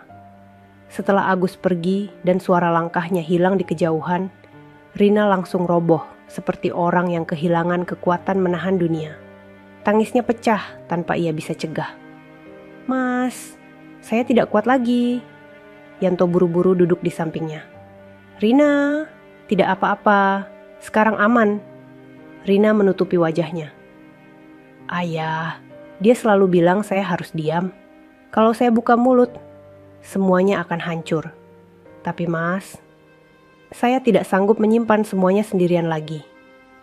Yanto mengangguk pelan. "Kalau kamu sudah siap, kamu bisa cerita apapun pada saya." Rina menarik napas panjang, mencoba menenangkan diri. Ia mengusap perutnya, seakan mencari kekuatan dari bayi di dalam kandungannya. "Mas, saya akan cerita sekarang." Yanto duduk tegap, hatinya berdebam lebih cepat. Rina mulai dengan suara kecil, hampir seperti berbisik. "Sebelum saya hamil, saya tidak benar-benar buta. Saya hanya mengalami penglihatan yang kabur karena kecelakaan kecil di dapur. Dokter bilang saya masih bisa sembuh perlahan. Tapi ayah tidak ingin orang tahu." Yanto mengernyit. "Kenapa?" Rina menelan ludah. "Karena saat itu ayah sedang menutupi sesuatu yang jauh lebih besar." Ia berhenti sebentar, lalu melanjutkan. "Beberapa minggu sebelum saya hamil, ayah mulai sering membawa seseorang ke rumah. Laki-laki itu dekat sekali dengan keluarga kami. Seseorang yang sangat ayah percayai. Saya sering mendengar mereka bicara di ruang tamu dalam suara pelan. Tetapi kadang ayah meninggikan suara dan menyuruh laki-laki itu untuk bertanggung jawab." Yanto mengangguk pelan, hati-hati, tidak ingin memotong. "Suatu malam, laki-laki itu datang lagi. Ayah sedang keluar. Saya masih bisa melihat samar-samar. Saya mengenali tubuhnya, langkahnya, bahkan suara nafasnya ketika ia memasuki rumah." Rina menarik napas tersengal. "Dan malam itulah hidup saya berubah." Yanto merasakan bulu kuduknya meremang. Ia tahu apa yang Rina maksud, tetapi mendengarnya langsung dari mulut perempuan itu membuat dadanya seperti diremas. "Mas, laki-laki itu memaksa saya. Dia bilang ayah sudah tahu. Dia bilang ayah yang menyuruhnya menyelesaikan masalah keluarga. Saya tidak tahu apa maksudnya. Saya hanya ingat ketakutan yang menutup seluruh pikiran saya." Air mata Rina jatuh satu persatu dari balik perban. "Setelah itu terjadi, saya berlari keluar rumah. Saya menangis sepanjang malam. Tapi ketika pagi datang, ayah menarik saya masuk dan berkata bahwa semua yang terjadi adalah salah saya. Ayah bilang, kalau saya bicara pada siapapun, saya akan menghancurkan nama beliau dan keluarga." Yanto mengepalkan tangan. Rahangnya mengeras, namun ia menahan dirinya agar tidak memotong cerita Rina. "Saya bilang, saya bisa melihat laki-laki itu. Saya bilang saya mengenali wajahnya, walau mata saya tidak sempurna. Dan ayah langsung panik. Dia memaksa saya memakai perban. Dia bilang, kalau saya ingin menyelamatkan keluarga, saya harus berpura-pura tidak melihat apapun." Yanto memejamkan mata. Semua potongan cerita itu mulai menyusun gambaran besar yang jauh lebih kelam daripada dugaan. Dan ketika orang-orang mulai bertanya, ayah bilang saya hamil karena seseorang yang memanfaatkan keadaan saya. Untuk menutupi semuanya, ayah memilih Mas Yanto sebagai kambing hitam. Rina menatap Yanto, meski matanya tertutup. "Mas, ayah memilih Mas karena Mas orang baik dan tidak punya siapa-siapa. Mas tidak berani melawan. Mas tidak punya kekuatan di desa ini." Nada itu bukan menuduh. Nada itu penuh luka. "Mas, orang yang menghamili saya. Dia bukan orang asing. Dia bukan pemuda liar. Dia seseorang yang ayah sangat hormati." Jantung Yanto berdetak keras. "Siapa, Rin?" Rina membuka mulutnya, dan kata yang keluar menghantam seperti badai. Mas, orang itu adalah keponakan ayah sendiri. Yanto membeku. Rina melanjutkan dengan suara gemetar. Dia tinggal beberapa rumah dari sini. Orang yang semua warga desa hormati. Orang yang sering membantu acara desa. Orang yang sering ke rumah ayah. Air matanya pecah lagi. Mas, dia yang melakukan semuanya pada saya. Yanto merasakan dunia di sekelilingnya menyempit. Seperti rumah itu tiba-tiba menjadi terlalu kecil untuk menampung kebenaran sebesar itu. Hawa di dadanya menghangat, bukan karena marah semata, tetapi karena rasa tak adil yang menusuk sampai tulang. Rina memeluk perutnya seolah melindungi bayinya dari kenangan buruk itu. Mas, saya tidak ingin bayi ini lahir dalam kebohongan. Tapi saya juga tidak ingin ayah melukai siapapun karena saya membuka mulut. Yanto mendekat sedikit, namun tetap menjaga jarak hormat. Rina, makasih sudah percaya pada saya. Semua yang kamu ceritakan bukan salah kamu. Rina menangis lebih pelan, tetapi lebih dalam. Mas Yanto, saya lelah terus diam. Saya ingin hidup saya kembali. Saya ingin seseorang berdiri di sisi saya. Lampu minyak bergetar. Angin malam menyelip masuk. Yanto menatap perempuan itu lama sekali. Perempuan yang dipaksa hamil. Perempuan yang dipaksa buta. Perempuan yang dipaksa diam. Perempuan yang dipaksa menikah dengan dirinya. Hari itu Yanto menyadari sesuatu yang tidak pernah ia bayangkan sebelumnya. Bahwa dirinya bukan hanya korban, tetapi juga satu-satunya orang yang bisa menolong Rina keluar dari neraka yang selama ini ia jalani. Namun kebenaran yang baru terbongkar itu bukanlah akhir. Itu hanyalah awal dari sesuatu yang lebih besar, lebih gelap, dan lebih berbahaya. Karena jika Agus tahu Rina sudah membuka mulut, tidak ada yang bisa menahan amarahnya. Di luar, angin malam bertiup lebih kencang, seakan memberi pertanda bahwa badai yang sesungguhnya baru akan dimulai. Malam itu udara seperti tak bergerak sama sekali. Keheningan yang menekan membuat setiap napas terasa lebih lambat dan lebih berat. Setelah Rina selesai menceritakan apa yang selama ini ia pendam, Yanto duduk lama tanpa berkata apapun. Kata keponakan Agus berputar-putar di kepalanya seperti gema yang tidak mau hilang. Rina menatap ke arah Yanto, atau setidaknya mengarahkan wajahnya ke suara langkah dan napas Yanto, meski perbannya masih rapat.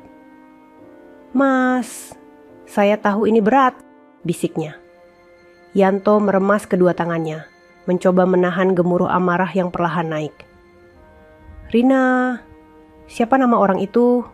Rina menggeleng pelan, bibirnya bergetar.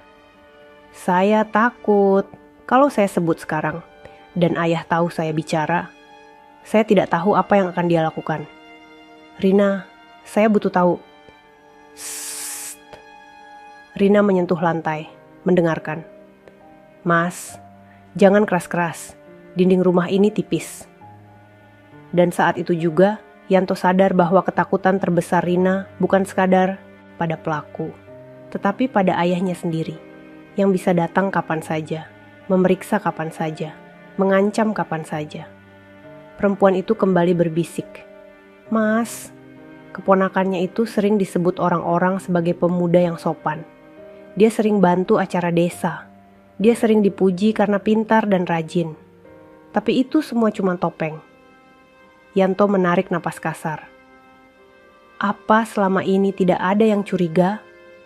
Rina menunduk dalam. Tidak ada yang berani curiga pada seseorang yang dekat dengan ayah saya. Semua orang hormat pada ayah karena dia orang lama di desa. Dia dermawan. Dia terlibat dalam hampir semua kegiatan. Kalau ada masalah, ayah selalu bisa memutarbalikkan keadaan. Yanto memandangi dinding rumah yang kusam. Jadi, saat semua ini terjadi, ayahmu memilih saya sebagai korban. Rina menggenggam kain di dadanya. Suaranya terdengar menyayat. Ayah bilang, Mas orang yang paling gampang dipaksa, tidak punya keluarga, tidak punya uang. Kalau Mas menolak, ayah tinggal bilang Mas kabur dari tanggung jawab. Sebuah keheningan panjang menggantung. Dan di sela-sela keheningan itu, sesuatu di dalam diri Yanto perlahan hancur. Selama ini ia berpikir hidupnya cukup berat sebagai tukang ngarit miskin. Namun ternyata hidupnya dijadikan tumbal dari kesalahan orang lain. Rina melanjutkan dengan suara lirih yang semakin pecah. Mas, saya tahu Mas marah. Tapi saya mohon, jangan lakukan apapun dulu. Jangan gegabah. Ayah saya, kalau dia merasa terancam, dia bisa melakukan apa saja. Yanto menatap Rina lama sekali. Rina, saya tidak akan biarkan kamu terus hidup seperti ini. Rina terisak kecil. Saya juga tidak ingin terus takut. Tapi, bayi ini Mas, saya hanya ingin dia lahir dengan selamat. Yanto mengangguk, meredam gejolak hatinya. Saya mengerti. Beberapa jam kemudian, Rina tertidur karena kelelahan. Tapi Yanto tidak bisa memejamkan mata. Ia duduk di sudut rumah, menatap lampu minyak yang mulai redup. Seluruh pikirannya dipenuhi oleh wajah laki-laki yang belum ia kenal, namun kini menjadi pusat dari semua penderitaan mereka. Keponakan Agus, gumam Yanto. Suaranya hampir tak terdengar. Ia mencoba mengingat siapa saja kerabat Agus yang sering ia lihat. Ada satu laki-laki muda berusia sekitar 25 tahun, sering terlihat membantu Agus memotong kayu atau memperbaiki pagar. Namanya. Langkah kecil terdengar dari belakang. Mas, bisik Rina, bangun dari tidurnya. Yanto menoleh cepat. Kamu tidak bisa tidur? Rina menggeleng. Saya mimpi buruk. Lagi. Yanto mendekat. Kamu tidak sendiri. Rina mengusap air matanya yang masih basah. Mas, sebenarnya saya ingin bilang namanya. Tapi saya takut Mas akan pergi menemuinya. Mas tidak boleh lakukan itu sendirian. Mas tidak tahu dia seperti apa. Rina, saya harus tahu. Mas tidak siap dengar ini. Coba saja. Rina menghela napas panjang, menahan getaran suaranya. Mas tahu, orang yang sering ke rumah ayah, yang suka bantu-bantu, yang sering antar barang ke balai desa. Yanto menegakkan badan. Iya, saya tahu beberapa. Yang waktu itu datang pas acara syukuran panen, yang pakai kemeja abu-abu. Suara Rina semakin melemah. Dan saat itu, ingatan Yanto langsung menampilkan satu wajah. Wajah pemuda yang sering terlihat bersama Agus. Pemuda itu berpostur tinggi, ramah pada orang-orang, namun selalu menundukkan kepala ketika berbicara dengan perempuan. Seseorang yang tampak sopan. Namun entah kenapa, tatapannya pernah membuat Yanto merasa aneh. Rina, kamu bicara tentang... Rina mengangguk sebelum Yanto menyebut nama itu. Iya, orang itu. Dia yang melakukannya. Yanto merasa seluruh tubuhnya menegang. Ia memejamkan mata, mencoba menghentikan gemuruh amarah yang naik dari perutnya menuju dada. Rina melanjutkan. Dia datang malam itu. Dia bilang ayah sudah bicara dengannya dan semua akan beres. Dia bilang, saya harus diam. Kalau tidak ingin mempermalukan ayah. Tangan Rina gemetar begitu keras, hingga perban di dahinya bergetar. Yanto kehilangan kata-kata. Laki-laki itu, keponakan Agus, selama ini dianggap warga sebagai pemuda teladan. Tidak pernah terlihat kasar, tidak pernah terlihat bermasalah.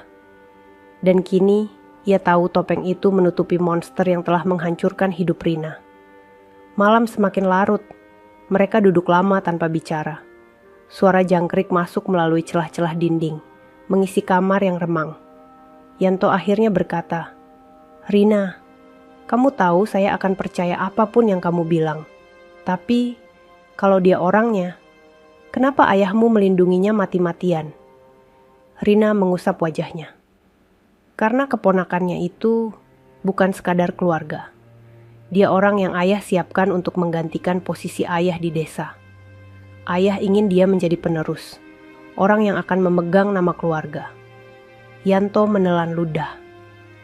Jadi, Kalau warga tahu dia pelakunya, semuanya akan jatuh. Rina mengangguk, pelan. Ayah bilang, kalau satu orang jatuh, keluarga kita ikut jatuh. Maka saya dipaksa diam, dipaksa buta, dipaksa menikah. Rina terhenti. Dadanya naik turun menahan tangis. Yanto menatapnya lama sekali. Rina, kamu selama ini hidup di neraka. Rina tidak menyangkal. Air matanya kembali jatuh. Mas, suaranya sangat pelan. Ada satu hal yang belum saya bilang. Yanto menegakkan tubuh. Apa itu? Rina meremas bajunya. Waktu itu, saat keponakan ayah datang, ada seseorang yang melihat, tanpa sengaja. Jantung Yanto berdetak lebih cepat. Siapa? Rina menelan ludah, mencoba mengumpulkan keberanian. Tetangga sebelah, ibu tua yang sering menjemur padi di halaman. Yanto tahu siapa yang dimaksud. Ibu Sarti. Perempuan tua yang jarangnya bicara, tetapi selalu berada di sekitar rumah Agus. Dia lihat sesuatu. Rina mengangguk. Dia lihat keponakan ayah keluar dari rumah saya malam itu. Dan mukanya panik ketika melihat ada orang lain. Yanto merasa dada dan tengkuknya panas. Kalau begitu, ibu itu bisa jadi saksi. Mas, Rina mengguncang kepala. Dia tidak akan bicara. Ayah sudah mengancamnya. Yanto merasakan dunia seakan menyempit semakin kecil. Semua jalan terasa tertutup. Dan di tengah semua itu, Rina menunduk, menangis perlahan. Mas, saya tidak peduli apa yang terjadi pada saya. Tapi bayi ini, saya tidak ingin dia lahir dalam ketakutan. Saya ingin dia lahir dengan kebenaran. Kalimat itu memukul Yanto lebih dalam daripada semua pengakuan sebelumnya. Rina menggenggam tangan Yanto, halus, ragu, namun penuh permintaan tolong yang putus asa. Mas, tolong lindungi saya, lindungi bayi saya. Yanto terdiam. Tidak ada kata-kata yang mampu mewakili perasaan yang berputar dalam dadanya. Hanya satu hal yang ia tahu pasti, hidupnya yang sederhana sudah tidak ada lagi. Ia kini berdiri di depan kebenaran yang bisa menghancurkan nama besar seorang tokoh desa.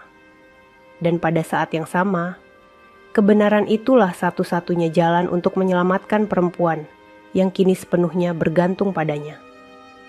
Di luar, angin malam bertiup lebih kencang, membuat daun-daun kelapa bergesekan seperti bisikan orang banyak. Dan di dalam rumah kecil itu, Yanto tahu bahwa apapun yang terjadi setelah ini tidak akan mudah dan tidak akan aman.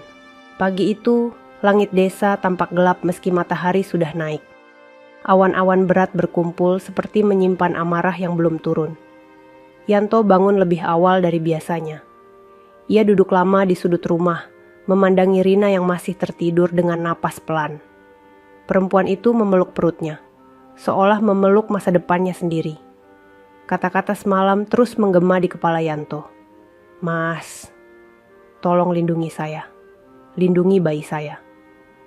Permintaan sederhana, namun membawa beban yang terlalu besar untuk seorang tukang ngarit miskin. Rina terbangun perlahan. Ketika wajahnya mengarah ke suara Yanto, ia tersenyum kecil meski matanya tetap tertutup oleh perban. Mas sudah bangun? Iya, jawab Yanto lembut. Sarapan dulu ya? Rina duduk perlahan, menahan sedikit nyeri di pinggang. Mas, sebelum itu, saya ingin bicara. Yanto menoleh penuh perhatian. Apa, Rin? Rina memegang perutnya, seakan mencari kekuatan di sana. Mas, saya ingin pergi dari rumah ini, dari desa ini. Dari ayah. Yanto terdiam. Kata-kata itu tidak terduga, tetapi Yanto bisa merasakan keberanian besar di balik suara Rina. Saya tidak bisa terus bersembunyi, tidak bisa terus memakai perban, tidak bisa hidup dengan ketakutan setiap malam ayah datang. Saya ingin hidup dengan mata saya terbuka. Saya ingin bayi ini lahir dengan kebenaran. Suara Rina bergetar, tetapi mata di balik perban itu seperti menyala dengan tekad baru.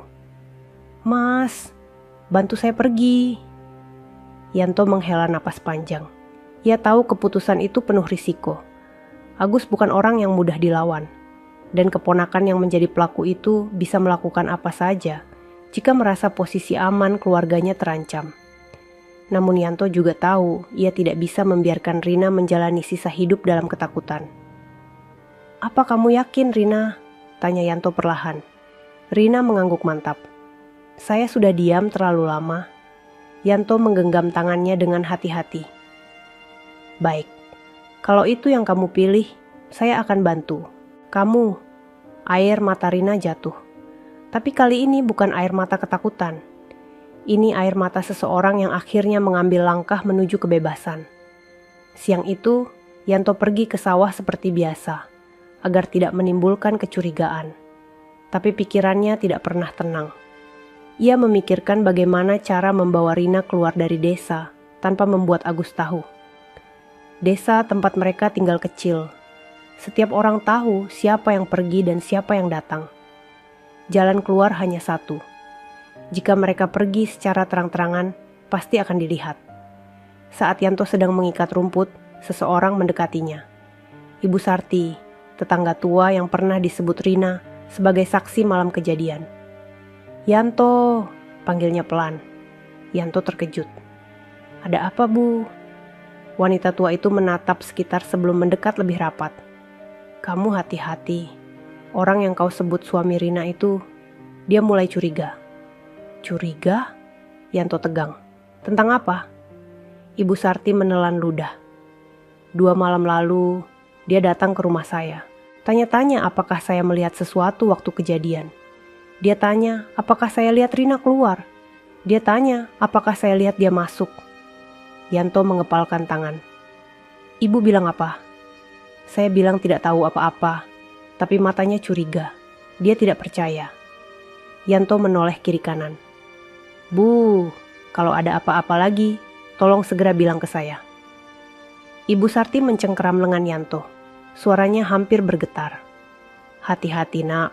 Orang seperti dia, kalau terpojok, bisa berbuat apa saja." Yanto mengangguk, berusaha menutup keresahan yang makin besar. Orang yang dimaksud bukan hanya keponakan Agus, tetapi orang yang selama ini hidup dengan topeng kesopanan. Sepulang dari sawah, Yanto mendapati Rina duduk dengan perban yang agak longgar, seolah ia baru saja memeriksa mata sendiri. "Rin, kamu buka lagi tadi?" tanya Yanto. Rina mengangguk dengan sedikit malu. "Saya hanya ingin melihat cahaya." Yanto duduk di sampingnya. "Bagaimana? Masih bisa lihat?" "Samar, tapi lebih jelas dibanding dulu." Ada sedikit harapan dalam suaranya. "Kalau begitu, nanti kita buka perban ini saat sudah aman," kata Yanto. Rina memegang perutnya. "Mas, kita benar-benar mau pergi malam ini?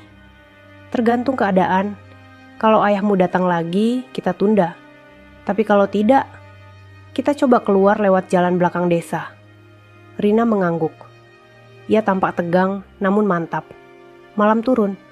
Angin seperti membawa firasat buruk. Yanto duduk dekat pintu, bersiap menghidupkan rencana yang sudah ia susun sepanjang hari. Tas kecil berisi baju dan sedikit makanan sudah disiapkan. Rina duduk di depan, memegangi perutnya. Lampu minyak temaram membuat ruangan terlihat seperti adegan terakhir, sebelum sesuatu yang besar terjadi. "Mas, saya takut," bisiknya. "Saya juga takut, Rin. Tapi saya lebih takut kalau kamu terus hidup di sini." Rina menarik napas panjang, mencoba menenangkan jantungnya yang berdegup tidak beraturan. Namun ketika mereka bersiap, suara langkah kaki terdengar dari luar. Langkah kaki berat, langkah yang sangat mereka kenal. Rina memucat. "Mas, ayah datang." Ketukan pintu menggema keras. "Yanto, buka pintu, sekarang." Yanto dan Rina saling menatap. Dunia seperti berhenti bergerak. Ketukan kedua lebih keras lagi. "Aku tahu kalian belum tidur. Buka." Yanto akhirnya membuka pintu dengan tangan yang sedikit gemetar. Agus berdiri di sana, wajahnya merah. Namun bukan karena marah. Ada sesuatu di matanya. kegelisahan yang belum pernah Yanto lihat sebelumnya. "Pak, ada apa?" Agus masuk tanpa permisi, langsung menuju Rina. "Kamu tidak melepas perbanmu kan?" Suara Rina bergetar. "Tidak, ayah." Agus berjalan mondar-mandir, napasnya memburu. "Aku dapat kabar, ada orang lihat kalian menyiapkan tas." Jantung Yanto serasa berhenti. Rina langsung menunduk. "Ayah, kami hanya..." "Diam," bentak Agus. Ia menatap Yanto dengan mata membelalak, seperti binatang terpojok yang siap menyerang. "Kau pikir bisa bawa anakku pergi? Kau kira aku tidak tahu apa yang kalian rencanakan?" Yanto mencoba tetap tenang. "Pak, Rina tidak baik-baik saja di sini." Agus mendekat dengan langkah besar. "Dia baik-baik saja selama dia menurut. Kau, seorang tukang ngarit miskin, tidak punya hak bicara." Agus kemudian menarik tangan Rina dengan kasar. Rina menjerit kecil. "Pak, lepaskan dia!" Yanto spontan berdiri. Agus berbalik cepat, mendorong Yanto dengan kekuatan penuh. Yanto terhuyung, terbentur dinding kayu. Agus menatap Rina dengan mata liar. "Kau tidak akan kemana-mana. Kau tetap di sini sampai bayi itu lahir. Kau akan tutup mulut. Mengerti?" Rina menangis, gemetar dari ujung rambut hingga kaki. Dan Yanto, melihat itu, melihat perempuan yang tidak bersalah diperlakukan seperti barang, merasakan sesuatu pecah di dalam dirinya. Ia berdiri lagi, kali ini lebih tegap. "Pak Agus, cukup." Agus menoleh. "Apa kau bilang?" Yanto maju selangkah. "Cukup, Pak. Rina bukan barang, dia manusia. Dia sudah cukup menderita." Agus menyeringai sinis. "Kau mulai berani ya? Gara-gara apa? Gara-gara dia cerita?" Rina menutup mulutnya dengan kedua tangan. Ia tahu semakin banyak kata keluar, semakin dekat mereka pada bahaya. Agus mendekat hingga wajahnya hampir menempel di wajah Yanto. "Aku tahu anak itu bukan punyamu, tapi kau akan tetap menikahinya.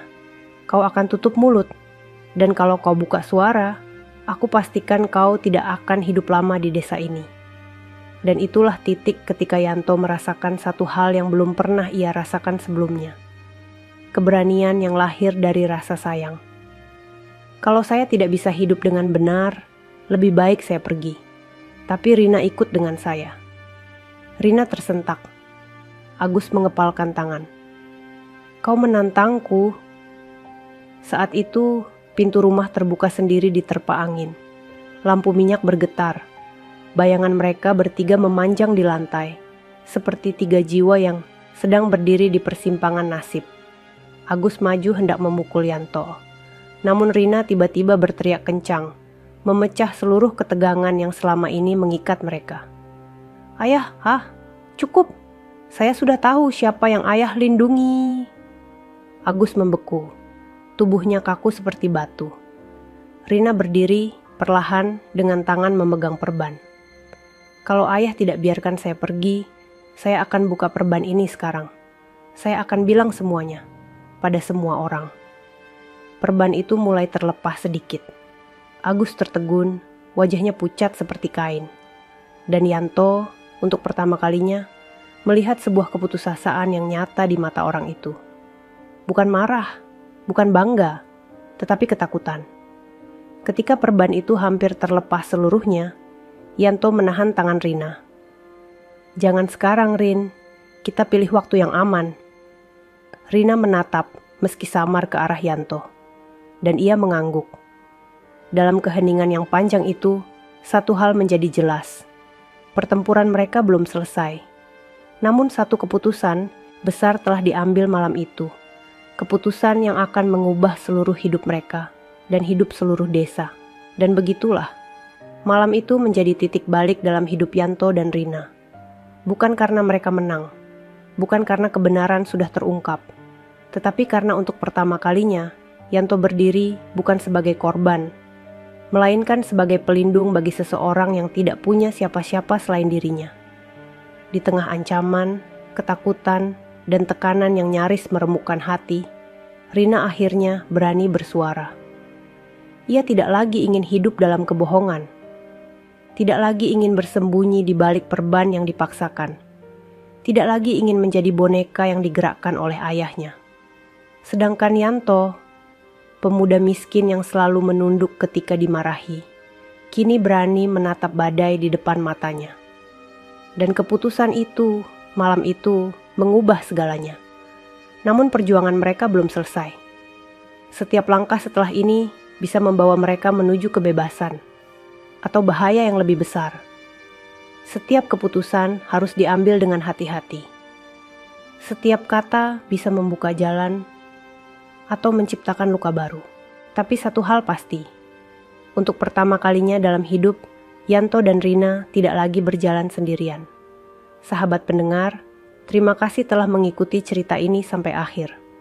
Semoga kisah Yanto dan Rina membawa pelajaran, kekuatan, dan juga doa terbaik untuk siapapun yang sedang berjuang diam-diam.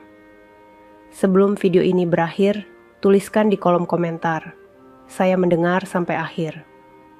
Agar saya tahu siapa saja keluarga setia yang selalu menemani setiap cerita.